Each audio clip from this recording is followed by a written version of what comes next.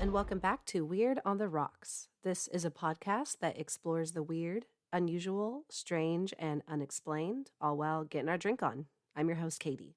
Today's episode is going to be a really fun one because I'm going to be discussing Bigfoot. I live in the middle of what many call Bigfoot country. I'm from Humboldt County, which is very far up in Northern California. It's less than 2 hours from the Oregon border. I've known about Bigfoot since I was a really little girl and have heard many stories about him. If you're around my age, you probably remember the 1987 classic movie Harry and the Hendersons, starring John Lithgow. This movie shows a family that, while out in the woods, hits a Bigfoot with their car and brings him home, and he becomes part of the family. I remember absolutely loving this movie growing up, and I rented it very regularly, and I think it definitely encouraged my fascination about Bigfoot. My family actually has a summer spot near the small town of Willow Creek, somewhere that many have claimed to have seen Bigfoot over the years. My parents never really believed in Bigfoot, but my dad is a lot like me and is very open-minded about things of the unknown. So Bigfoot and his existence was definitely talked about in my family growing up. My best friend also has a dad that liked to talk about Bigfoot a lot when we were younger, and I honestly think that he got some kicks out of scaring us. He would tell us this story about hearing huge branches breaking in the middle of the night and hearing an animal screaming so loudly that it could be heard for miles. And I always was reminded of this story when I was in the woods as a little girl, and I was very aware of the fact that Bigfoot might be real and that he might be watching us. I just remember always being in the woods, having that feeling, looking around me, wondering if something was behind me or following us. Up here in Humboldt County, and especially in the small town of Willow Creek, Bigfoot imagery is seen everywhere. We have a place called the Bigfoot Tap Room, Bigfoot Steakhouse, Bigfoot Rafting, and there's a restaurant that makes a Bigfoot burger served on a huge foot-shaped hamburger bun. Willow Creek is also home to the Bigfoot Days community event and the Bigfoot Museum, which is complete with a huge wooden Bigfoot out front. So if you ever watch documentaries or videos or anything about Bigfoot, Willow Creek is usually mentioned or seen in the film. Many episodes of the Animal Planet show Finding Bigfoot have been filmed here, and in 2013, the indie movie Willow Creek about Bigfoot was filmed here too. Every region in the U.S. seems to have its own tales of mysterious creatures. The Great Lakes has something called Bessie, which is a snake-like creature that supposedly inhabits Lake Erie. The East Coast has the Jersey Devil, which is a winged and hoofed creature from New Jersey. In West Virginia, people have seen an enormous winged bird man called Mothman, and there are dozens more across the country. But here in Northern California and the Pacific Northwest, we have Bigfoot. I'm hoping that if you're listening and you're not from Bigfoot country or even super familiar with it, that you'll still find today's episode interesting. The topic of Bigfoot is something I've always been intrigued with and something I love talking to locals about. When I meet someone new, it's one of the first questions I ask, along with, do you believe in aliens? Because I enjoy hearing people's differing opinions on the matter and their reasoning behind why or why not they believe in Bigfoot. A study done in 2014 by Chapman University found that 20% of adult Americans believe in Bigfoot, but I believe that that number is definitely much higher where I live and definitely higher as you travel north into the Pacific Northwest in Oregon, Washington, and Canada. Recently, I put polls up on my website and my Instagram that asked if you guys believe in Bigfoot or not, and the results were actually kind of surprising. My Instagram poll showed that 44% of people believe in Bigfoot and 56% do not, and my website poll showed that 60% of people believe in Bigfoot. Now, obviously, my polls aren't large enough to get real statistical information, but those numbers were actually higher than I thought they would be, and it got me even more excited to start researching this episode. So in today's episode, I'm going to be talking about what exactly Bigfoot is, the history of Bigfoot, and I'm also going to be reading some real life stories from people who believe they have had encounters with the creature. And before we get going today, I want to share another podcast promo with you guys. This one comes from my friends over at the True Crime Snack Time podcast, and their show is actually a daily show, so it's kind of cool. Let's give their trailer a listen. Are you a true crime addict? Do you find yourself talking serial killers and missing persons at parties only to be met with uncomfortable smiles?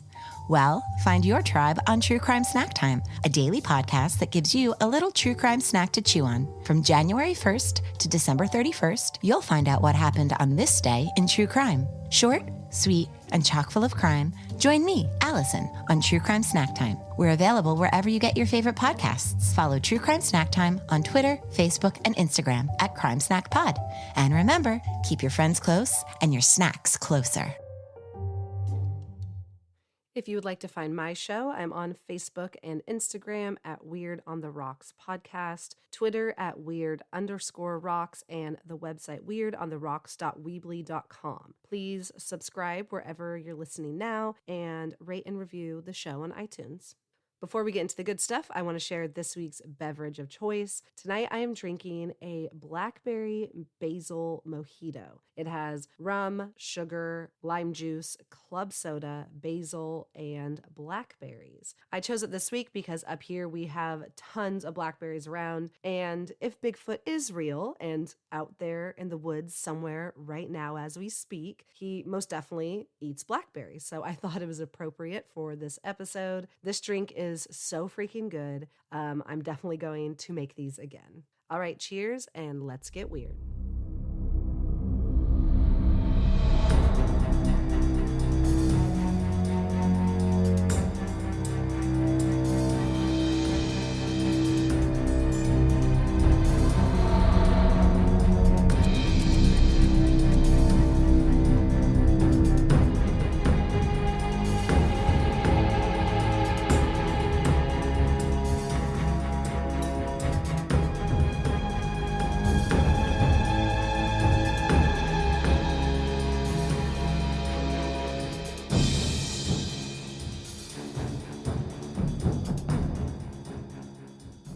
So what exactly is Bigfoot? The Bigfoot Wikipedia page describes the creature as, quote, in North American folklore, Bigfoot or Sasquatch are said to be hairy, upright walking, ape-like creatures that dwell in the wilderness and leave footprints. Depictions often portray them as a missing link between humans and human ancestors or other great apes. They are strongly associated with the Pacific Northwest, particularly Oregon, Washington, and British Columbia, and individuals claim to see the creatures across North America, end quote. Many believers of Bigfoot simply call themselves Bigfooters or Squatchers, and there are millions of them across North America, and there are countless groups dedicated to the belief and study of this creature. Many Bigfooters spend their whole lives in search of the elusive creature, buying expensive camping equipment and spending their weekends out in the woods, hoping to get a peek at one. In general, Bigfooters believe that Bigfoot or Sasquatch is a primate species that lives in North America. They are bipedal, which means they can stand upright and walk on 2 feet. They are usually 7 to 9 feet tall and weigh between 600 and 900 pounds with a 17-inch foot. They are covered in hair from head to toe and usually live in California, Oregon, Washington, and Canada. However, sightings have happened all across North America in every state except Hawaii. They are considered to be very isolated creatures living deep in woods that humans can't reach, and there supposedly are 2,000 of them living in North America. They are thought to be vegetarians and eat berries, leaves, and roots. They live together in groups, and they sleep in communal nests made of branches and twigs.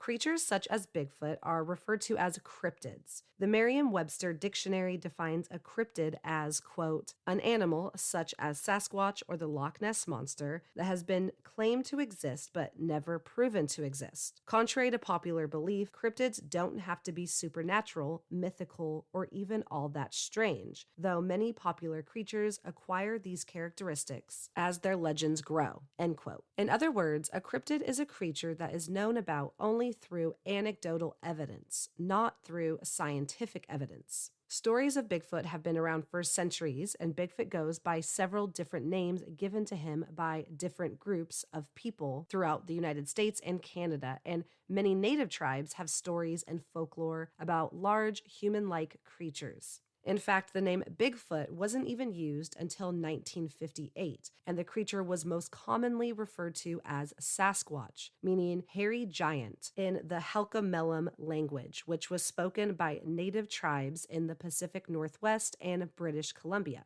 The Kwakiutl tribe has the legend of Zunukwa, a big hairy female that lives deep in the forest. They believe that she is rarely seen because she is busy protecting her offspring and sleeping. In California, drawings in caves left behind by the Yukot tribe depict a large hairy creature similar to Bigfoot that they called Mayak Darat. Some native tribes believed that Bigfoot was a shy and timid creature who sometimes liked to play tricks on humans or take things that weren't theirs. However, many also believed that he was more of a malevolent monster who wished harm upon humans and often stole small children and ate humans. The Atna tribe of Alaska includes folklore of a creature they called Tiselthany, or Bush Indian. This was a large hairy creature that was aggressive and liked to take children. And stories from the Lakota and Dakota tribes include a large, shaggy woodland creature they called Chiye-Nanthka, which meant big elder brother. There are also many tribes who believe that Sasquatch had supernatural powers, such as healing humans and being able to make themselves invisible around humans. And today, there are some who believe that there is a good reason we never see Bigfoot and have never found a body. And it's not that they can just make themselves invisible. It's because Bigfoot is really an alien. In fact, this theory was recently discussed at the Greater New England UFO Conference. Paranormal researcher William Hall explained that the three things in life people claim to see without evidence are ghosts, aliens, and Bigfoot, and that these things could quite possibly all be connected. Hall said, quote, many of the classic signs from human encounters with otherworldly beings, ghosts, aliens, and Bigfoot, have similar signs, be they disappearing beings, fast-moving objects, or strange lights. As a result, many are starting to think of the fields holistically. It used to be that the UFO people didn't talk to the ghost people because they were a little weird, and nobody would talk to the Bigfoot people because they were crazy. I found out we cannot continue to do that. In reality, quantum physics is leading us there, end quote. Believers of the alien theory think that Sasquatch is able to enter and leave our atmosphere through portals, just like other types of aliens. In fact, in 2012, NASA made an announcement that there might be hidden portals in Earth's magnetic field, and many believe that this is how Bigfoot is able to visit Earth. Nobody is sure what Bigfoot's purpose is here, but it could range from trying to help us humans to studying us and our way of life. Some individuals hunting or camping in areas where Bigfoot encounters have happened in the past have also reported seeing something else strange and unknown, little orange orbs floating around. Supposedly, these reports of orange orbs date back to the 1970s, and some researchers think that they may somehow be connected to Bigfoot. Modern-day Bigfoot encounter stories date back to the 1800s. In 1811, explorer David Thompson was attempting to cross the Rocky Mountains and was in the area of what is now Jasper, Alberta. An excerpt was taken from his journal that said, quote, I saw the track of a large animal, had 4 large toes about 3 or 4 inches long and a small nail at the end of each. The ball of his foot sank about 3 inches deeper than his toes. The hinder part of his foot did not mark well. The hole is about 14 inches long by 8 inches wide, end quote. In another journal entry, he recalled his memory from that day that he saw the footprints, writing, quote, "In company of men and 4 hunters on one of the channels of the river, we came to the track of a large animal, which measured 14 inches in length and 8 inches in breadth. As snow was about 6 inches in depth, the track was well defined, and we could see it for a full 100 yards from us. This animal was proceeding from north to south. We did not attempt to follow it. We had not time for it, and the hunters, eager as they are to follow and shoot every animal, made no attempt to follow this beast. For what could the balls of our fowling guns do against such an animal?" End quote. With the prospect of gold in the California hills, people began moving to Bigfoot country. In 1910, 2 miners were found with their heads ripped off, and newspapers began speculating that a creature they were calling either Wild Man or Bear Man was to blame for their gruesome deaths. In the 1920s, stories of encounters with unknown wild creatures began to increase, with 3 major stories being reported in the year 1924 alone. In 1924, prospector Albert Osman was visiting the area of Toba Inlet, British Columbia. He had heard rumors of man-beasts in the area, but didn't believe the stories and wasn't scared to be alone in the woods. Osman claims that while he was sleeping in his sleeping bag, he was picked up by a Sasquatch and carried in his arms for close to 3 hours. He said the creature finally put him down on the ground where he saw 4 other Sasquatches, 3 adults and 1 child. He claims that for the next 6 days, the Sasquatch family held him captive. He explained that the female creature washed and stacked leaves and gave him sweet grass to eat. He said that the creatures were at least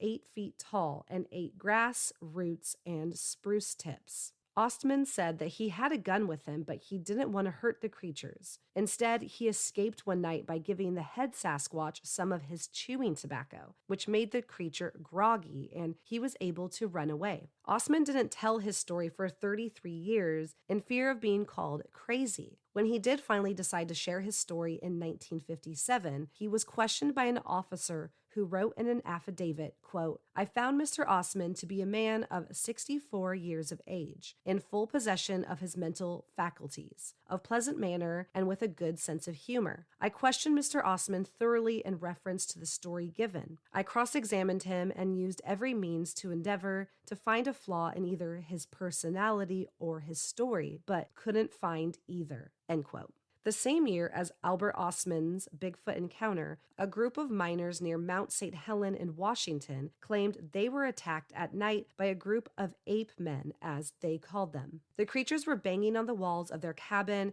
yelling loudly, scratching, and breaking branches. They said this attack lasted all night and into the morning. They contacted the police and shared their story, and one of the men confessed that earlier that day, they had seen one of the creatures and shot at it, and they believe its friends or family attacked them as revenge. And in that same year of 1924, another prospector in Mount St. Helens area reported to a forest ranger that he had been awoken during the night to someone throwing rocks at his cabin. He looked outside to see a group of Sasquatches surrounding him and that they were screaming loudly like apes. The man said that he hid under his bed until morning. Between the years of 1925 and 1957, claims of Bigfoot encounters seemed to dwindle, with no new sightings being made public. Then, in 1958, a bulldozer operator here in Humboldt County named Jerry Crew claimed to have found a Bigfoot footprint that he had casted. He wrote into the Humboldt Times, which was a local paper at the time, and shared his story. Journalist Andrew Gonzoli wrote an article titled "Giant Footprints Puzzle Residents Along Trinity River," and in it said jokingly, quote, "Maybe we have a relative of the abominable snowman of the Himalayas," end quote.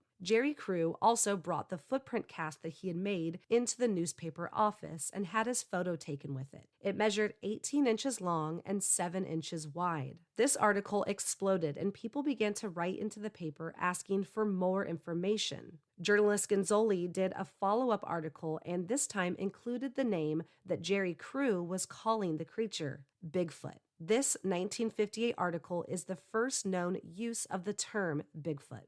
9 years later, in 1967, the most well-known Bigfoot encounter in history took place, and again, it happened here in Humboldt County. On the afternoon of Friday, October 20th, 1967, friends Roger Patterson and Bob Gimlin were riding horses on a riverbed in Bluff Creek. Patterson and Gimlin came across a large overturned tree with a massive pile of trees and debris stacked against it, left over from a huge flood that had happened 3 years prior. As they continued to ride by and observe the tree pile, they suddenly saw a large, hairy creature. In later interviews, they described the creature as being about 6 feet tall. Patterson's horse was immediately spooked and raised up on its back legs. He got off the horse, calmed it down slightly, and retrieved his camera from his bag. Patterson turned the camera on and began to run toward the creature, yelling, "Cover me," to his friend Gimlin, which he said meant for Gimlin to get the gun ready. Patterson was able to record a 60-second video of the creature, which showed it walking and looking back over its shoulder at the men several times.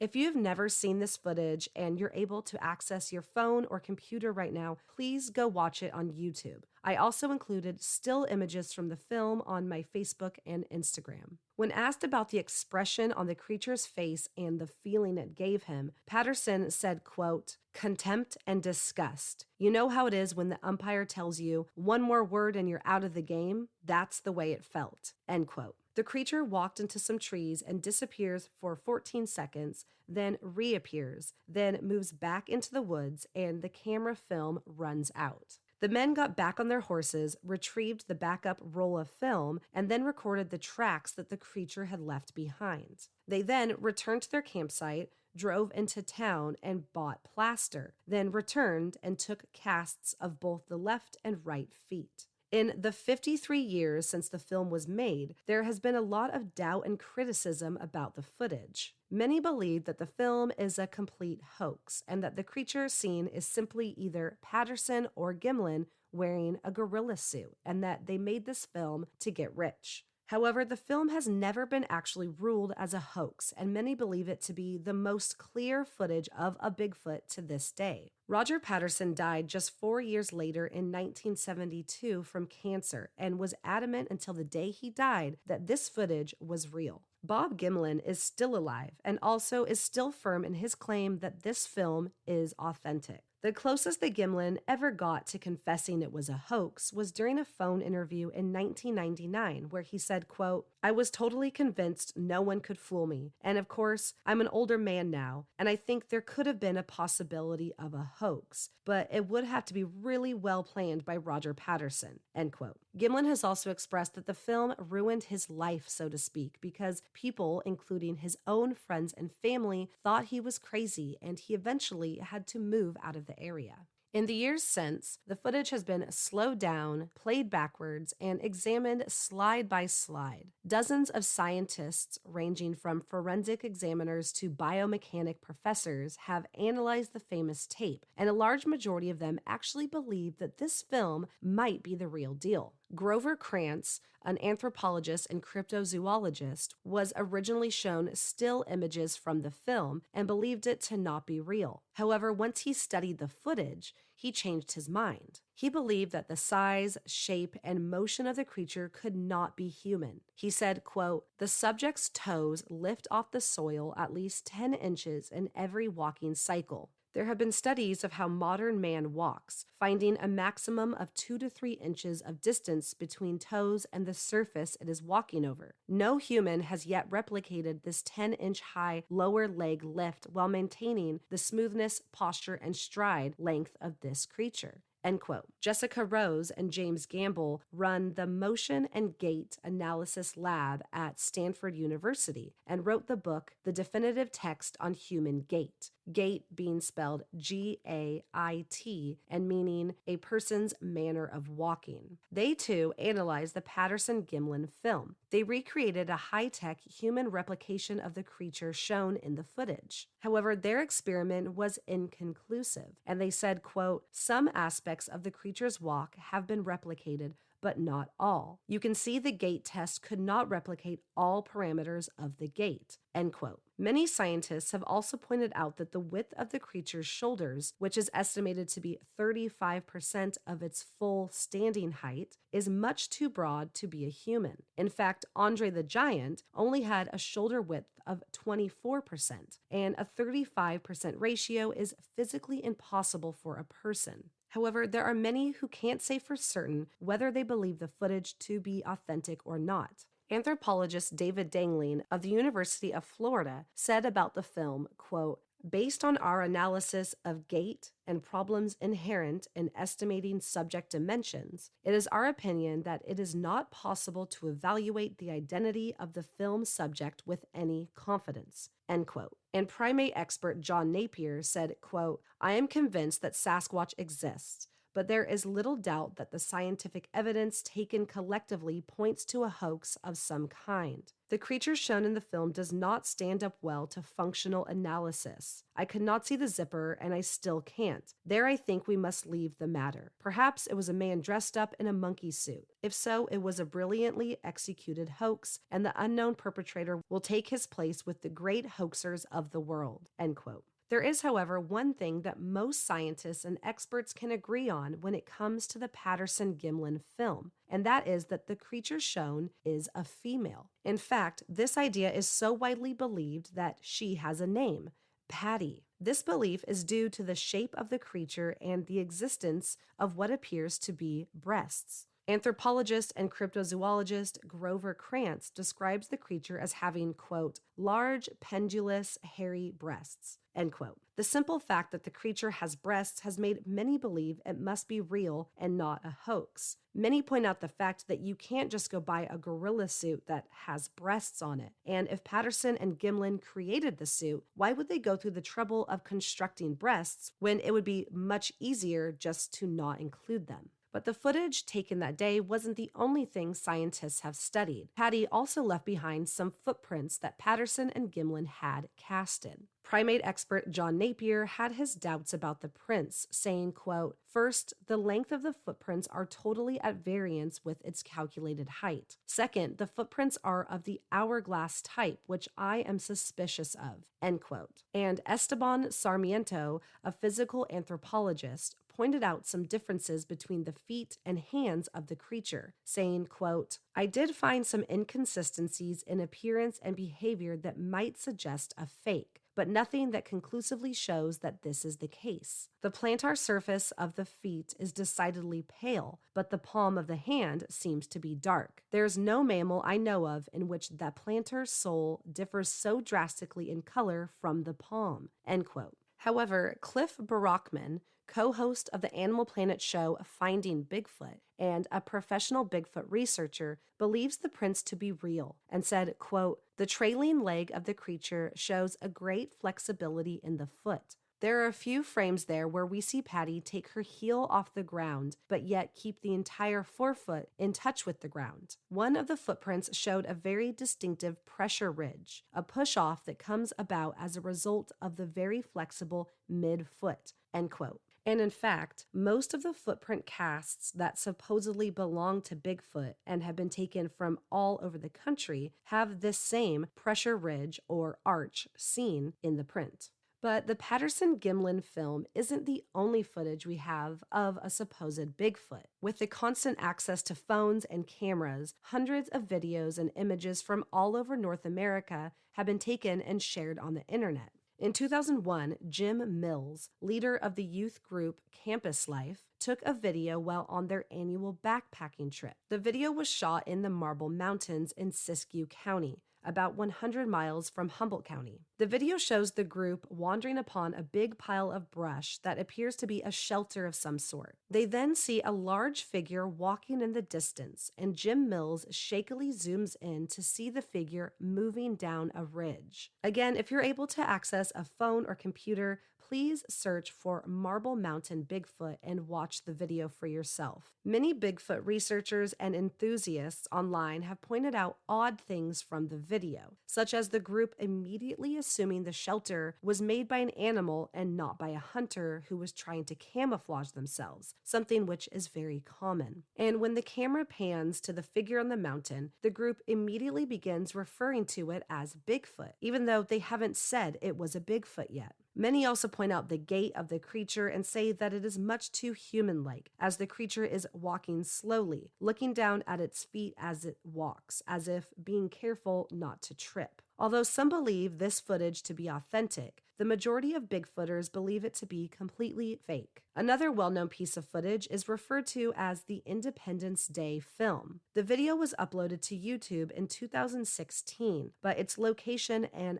filmmaker are unknown. This grainy video shows a creature walking behind some rocks, bending down and picking up a baby Bigfoot before disappearing into the woods. Many believe that the video was made by author and famed conspiracy theorist Leroy Blevins, who made the video to rival the Patterson-Gimlin film. However, Blevins said that it wasn't him who made it, and in turn blamed a Bigfoot Facebook group for its creation. But no matter who made it, consensus online is that it is a hoax, and that when zoomed in, you can see the seam of a gorilla suit. And these are just a few of the hundreds of videos you can find online that supposedly capture a Sasquatch. However, most believe that these videos are fake and that to this day, the Patterson-Gimlin film remains to be considered the most authentic. So are these hundreds of videos that have been filmed and footprints that have been casted and photographed enough evidence to prove that Bigfoot is real? While some say yes, others believe that we need more concrete scientific evidence to prove the existence of Sasquatch, such as DNA. So, do we have any Bigfoot DNA? The first talk of testing for Bigfoot DNA happened in 1977 when Peter Byrne, director of the Bigfoot Information Center and Exhibition, sent the FBI some hairs attached to a small piece of skin.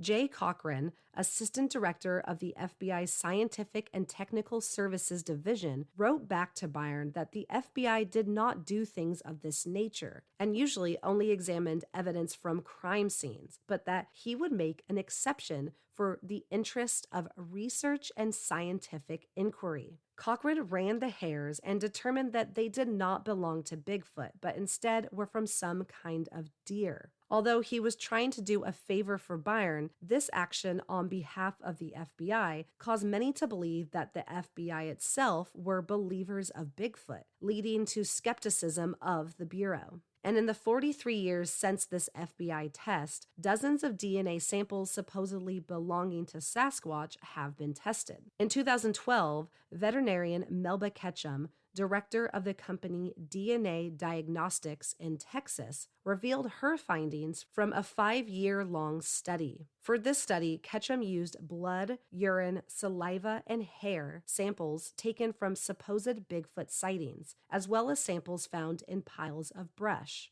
Bigfoot experts believe that the creatures construct large nests made out of branches and leaves, where they sleep together as families, and that these nests are the prime spot to find DNA. Dr. Ketchum explained that she didn't believe in Bigfoot, but that the findings of her study caused her to change her mind. She said, quote, "Well, it came to me. I didn't go after it, that's for sure. I did not believe in these creatures, but my lab did a lot of animal testing and we did species identification. We didn't have any hits on anything interesting until 5 years ago." End quote. The study apparently discovered that these DNA samples were from an unknown primate species and that Sasquatch is real and a result of primates mating with female humans. The study states, quote, "A team of scientists can verify that their 5-year-long DNA study, currently under peer review, confirms the existence of a novel hominin hybrid species, commonly called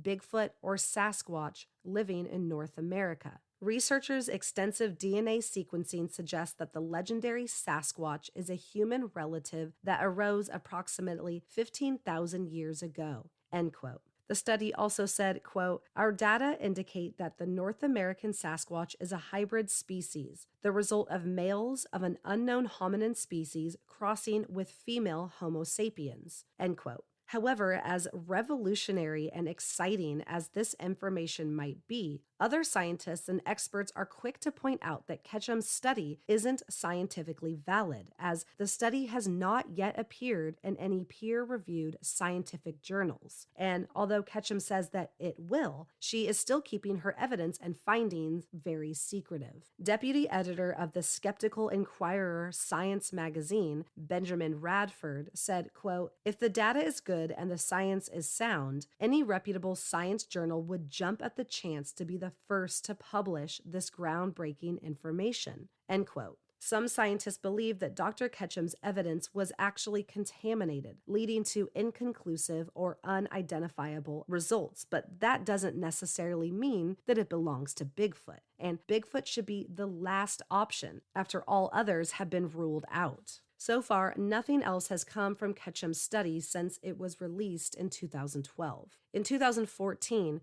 2 years after Dr. Ketchum released her findings, another Bigfoot study was done. This time, it was conducted by Oxford University and took place over a 3-year time period. Researchers issued an open call that asked for hair samples from museums and people's private collections, hair that supposedly came from a, quote, anomalous primate, which is the term Oxford uses to describe Sasquatch. Researchers were able to obtain 36 different samples coming from the US, Russia, Indonesia, India, and Nepal. When the hair was ran, it came back with numerous DNA matches, ranging from wolves, bears, sheep, porcupines, humans, and cows. Brian Skies, the head of the study, said, quote, "The fact that none of these samples turned out to be Bigfoot doesn't mean that the next one won't," end quote. The lack of scientific proof of Bigfoot's existence leads many to believe concretely that there is no such thing as Sasquatch. If there was, we would have found a body, some credible DNA, or have photographs or footage that isn't shaky or blurry. However, this lack of solid proof has not slowed down the stories of people who continue to claim they have encountered Bigfoot. In fact, just 2 days ago, January 25th, the Washington State Department of Transportation Twitter account tweeted a photo of a large unknown creature they caught on one of their trail cams, and many believe it to be a picture of the elusive Bigfoot.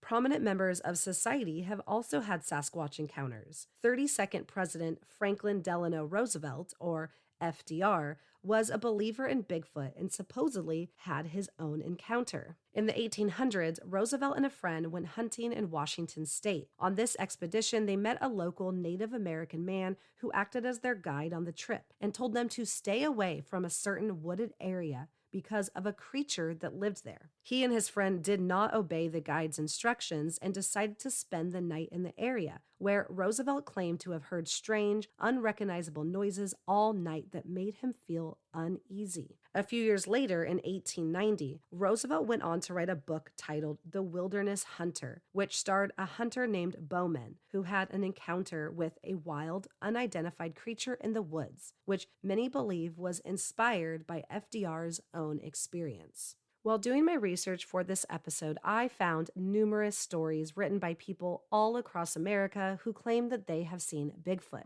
Many of these stories were of people who simply heard strange noises or had a weird feeling while they were out in the woods or went into the woods with the intention of finding Sasquatch. But I did not want to include those because I believe in the power of the mind. And if you're wanting something to happen so badly, I believe that you can imagine it to happen. I instead was looking for stories from people who were completely shocked and caught off guard and scared by their experiences. All of these stories come from BigfootEncounters.com, which has tons of other stories if you're wanting to do some of your own research. The first story I'm going to share is a very short excerpt written by L.W. Music from the Humboldt County Collection, which is inside the library of the Humboldt State University, which is actually the college that I graduated from. This is from a small booklet titled The Hermit of Siskiyous, and it was published in 1896 and is believed to be the first written documentation of a Bigfoot here in Northern California. It says, quote, "I do not remember to have seen any reference to the wild man which haunts this part of the country, so I shall allude to him briefly.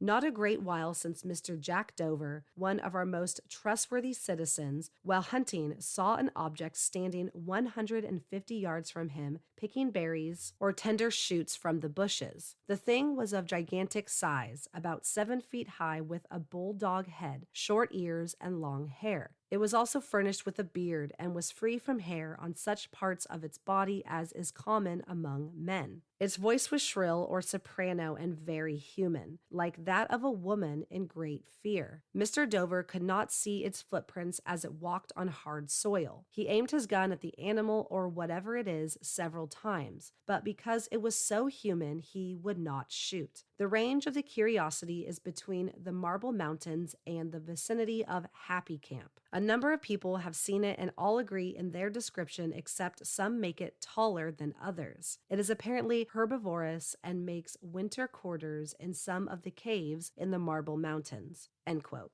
This next story was written 90 years later in 1986 and took place here in Humboldt County. It reads, quote, "A few weeks back, my friend Jake and I were in witness to the following of accounts. We were well spent after an uncommon day of awful heat cutting timber. Our days in these woods were usually of a cool and foggy nature, with the heat rarely becoming to our discomfort. After our supper, Jake and I were of mind to sit by the creek. With the next day being Sunday, we were able to enjoy an evening of our own doings. We were smoking and having coffee when we smelled something like a dead animal left to rot in the heat. I remember once coming upon a shot bear that this hunter could not trail, and it had laid and rotted for 4 days, by my opinion. It gave an awful stench, which would give many a disagreeable stomach. This scent was in similarity to that. We saw nothing out of the expected, but could hear a rustling in the brush just across the creek. A man could start to a run and jump fully across if he were determined of doing so. We saw a large man coming through the trees, and Jake stood up and asked what in creation it was. As I had just been looking towards the sun, my eyes did not give a clear viewing of what it was. I rubbed my eyes to have a look, and I was not in knowledge of what I saw. It appeared to be a bear at first, but we had not seen any bears in this area, and it walked as a man would on its 2 legs. If it was a man, he was covered with dark hair and long like the mane of a horse, and it was dark brown in color. Jake yelled out, 'Who goes there?' But this man-beast did not make a response. It stopped in its tracks and looked at us from a distance of about 70 paces. We stood, but were froze as we wondered of the type of creature we were in witness to. After just a moment or two, it turned and walked back up the hill in great long strides, and with unexpected ease and swiftness. We heard it climb up the hill, and all was silent. We noticed it walk for 20 or so paces, all of them upright. It had arms like a man's, but of a much bigger size and greater length than a man. It must have been of great strength, as we determined it to be greater in height than 7 feet. We said nothing to our supervisors, as loafing and insubordination would get you off and looking for employment in other parts. Too many men wanted too little work, so saying anything that would attract attention to yourself in a manner not deemed proper was not born of a good idea. However, an Indian named Joe,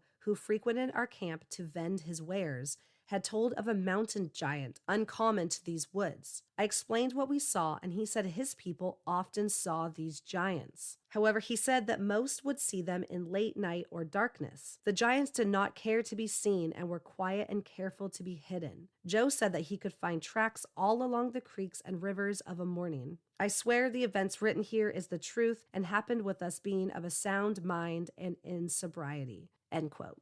And the last story I'm going to share took place in Washington in the year 2000. It says, quote, I was just visiting a friend of mine who lives in Stratford, Washington state, about 100 miles east of Seattle. The second night I was there visiting, we drove into Seattle to check out the local nightlife. At about 2 a.m., we left and started driving home. As we neared his home, the area around Blue Lake, we stopped at Route 17, somewhere south of Sun Lakes South Park, to relieve ourselves. The time was around 4:30 a.m. We pulled over to the side of the road and walked off into the bushes. Within moments, I heard off to my left a very loud noise, as if something was coming towards us through the forest. I was rather nervous, so I hurried back to the car. As I reached it, my friend came running towards me. We sensed something following us at a distance, got in the car, shut and locked the doors, and waited quietly. Out of the forest came the strangest thing I've ever seen. It must have been Bigfoot. I have spent some time living in Maine and the Northeast, so I have exposure to bears. I am most certain this was not a bear. The creature seemed agitated. Perhaps when we walked off into the woods to relieve ourselves, we startled it. It approached the car and walked around it, looking at it and us. When it moved to the front of the car, we could see it was about 6.5 to 7 feet tall and covered in reddish-brown hair from head to toe. It stood upright, although with a hunch, and appeared to be bipedal. It approached the car and came around the front. We quickly flicked on the car headlights, and this is when we saw it best. We were so scared that we sounded the horn, hoping that it would scare it off. At this point, the creature made a kind of chortling sound, similar to that of an African dog.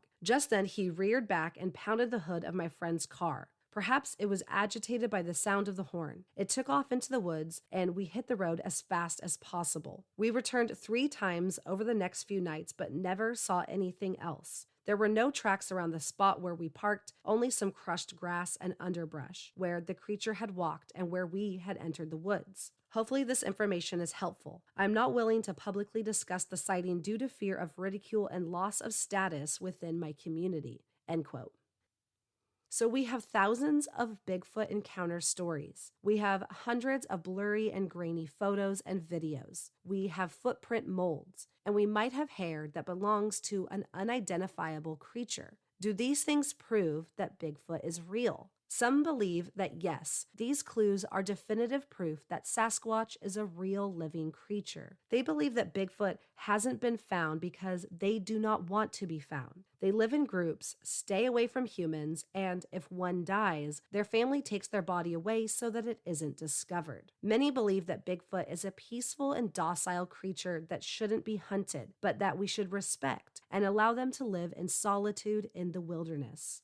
Others believe that Bigfoot is not real because we don't have any concrete evidence to prove their existence. Anecdotal stories are subjective, and people can make up any story they want and claim it to be true. We are yet to produce any clear photos or footage of a Bigfoot, and the foot molds can easily be recreated by humans. There are some who think that the notion of Bigfoot is ridiculous, and that believing in it is right up there with believing in leprechauns and fairies. And then there are people like myself who want to believe in Bigfoot, but can't make that leap into truly believing. I have been interested in Bigfoot since I can remember. I love the idea of there being a mysterious creature out there that has eluded humans for centuries. I love the idea of Bigfoot being a peaceful, reserved being that just wants to be left alone with their family. However, I can't fully believe until I see some concrete evidence, even if it's just a personal encounter in the woods. I think that we need scientific proof, such as DNA or a dead body, but I trust my own judgment enough to know that if I saw one in the woods, it would make me a believer, even if nobody else believed me. I don't want to say that the thousands and thousands of people who believe they have witnessed Bigfoot are liars, because I wasn't there with them, and I just don't think that that's fair. My dad had a friend who sadly is no longer with us, but this man was a very experienced hunter and outdoorsman. He would go up in the mountains alone for days on end and always felt very safe and comfortable out there. He told my dad about the only time he ever felt uneasy,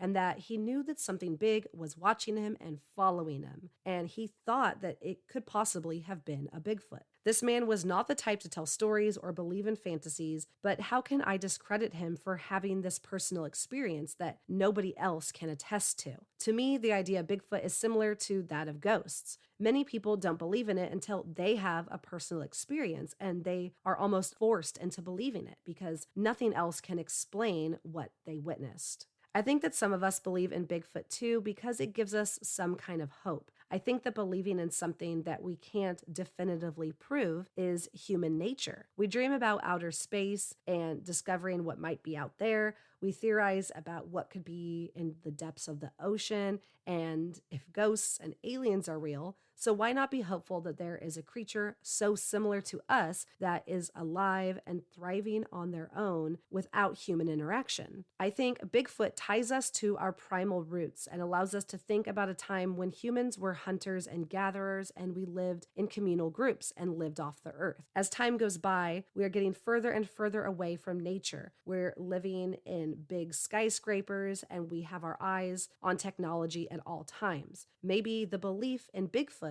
is us just yearning for a connection with the natural part of life again, and us just subconsciously wanting to be more wild and unstructured.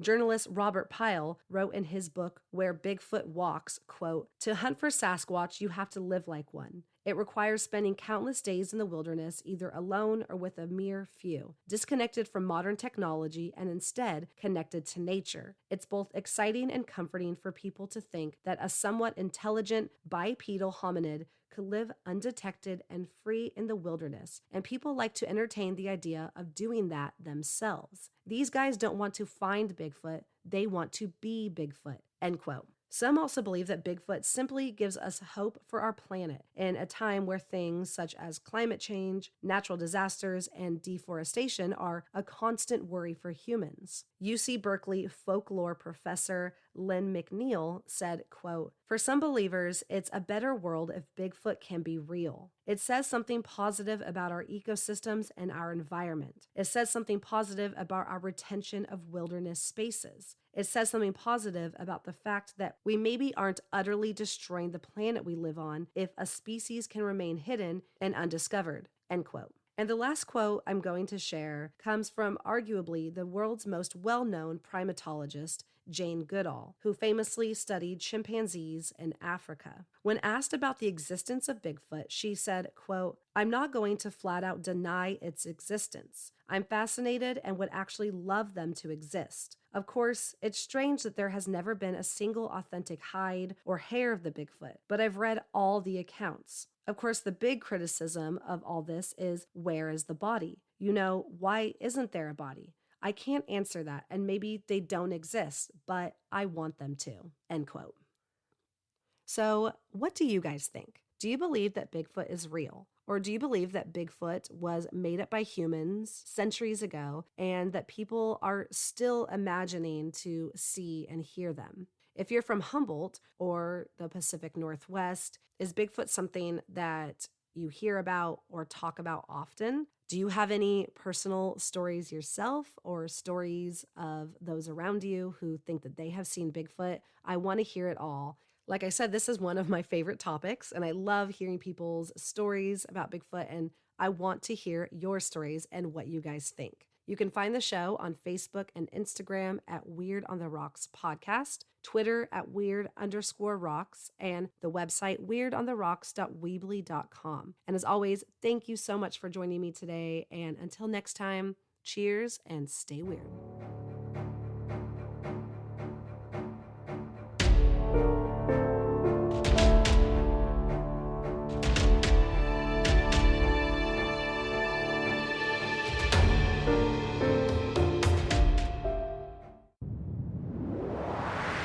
That was a Titancast episode.